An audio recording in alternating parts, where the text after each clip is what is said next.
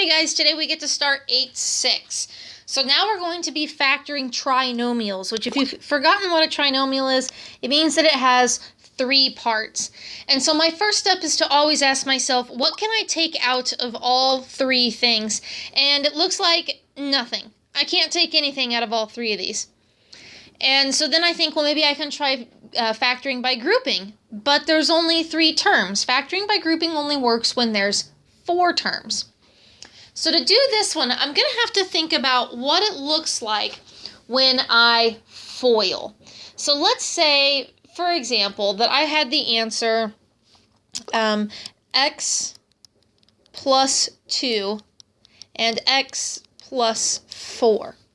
And if I do that 4-letter F word, FOIL, I can do x times x, which is x squared, and x times 4, which is 4x, and 2 times x, which is 2x, and 2 times 4, which is 8.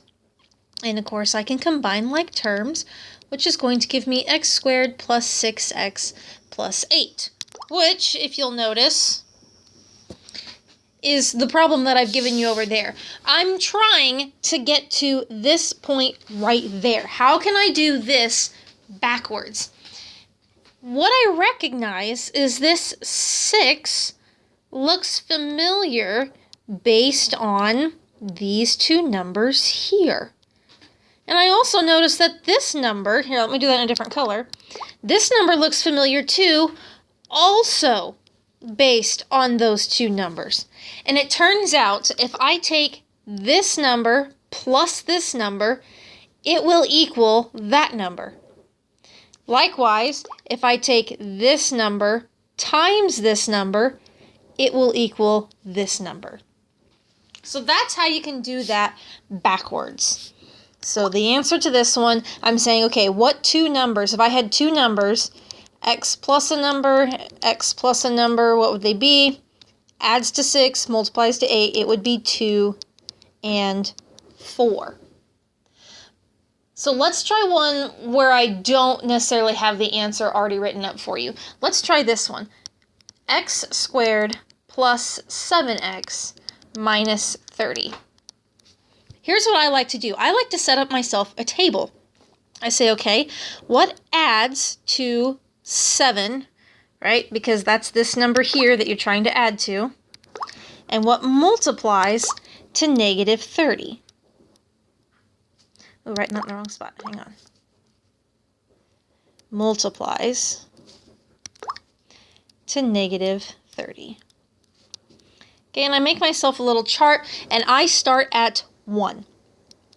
1 times what is negative 30? Well, that will always be itself, negative 30. So that does multiply, but 1 plus negative 30 does not add to 7. See how I filled in my chart there? Then I go to 2. 2 times what is negative 30? Well, it would be negative 15. That does multiply, but it does not add to a positive 7. 3. 3 times what is negative 30? How about negative 10? That does multiply to negative 30. It adds to a negative 7. And it matters the positive and negative, so that doesn't work. But I have a hint for you. If you get like what you want up here, but it's the opposite of what you want, as in, I have a 7, want a 7, but I got a negative 7, try just changing the signs on both of them. Look, I went from a positive 3 to a negative 3, negative 10 to a positive 10. That equals a positive 7, but now it multiplies still to a negative 30. Those are my 2 numbers. My answer is x minus 3, x plus 10. And of course, you could distribute, FOIL, find out if you did it correct, and that's all you do. Just for good measure, I want to do one more, because I know these are kind of weird. Let's see, I'll make space over here. How about x squared minus 4x plus 4? So what number am I adding to this time? Negative 4. And what number am I multiplying to this time? Positive 4. 1 times what is 4? Does that add to negative 4? 2 times what is 4? Okay, but here's the problem. 2 times 2 is a positive 4. I need a negative 4. What if I try making them both negative? A negative 2, negative 2, because a negative times a negative is what? A positive. Nice. So my answer here is x minus 2 and x minus 2. Okay, that's all for this video. I'll catch you in the next one.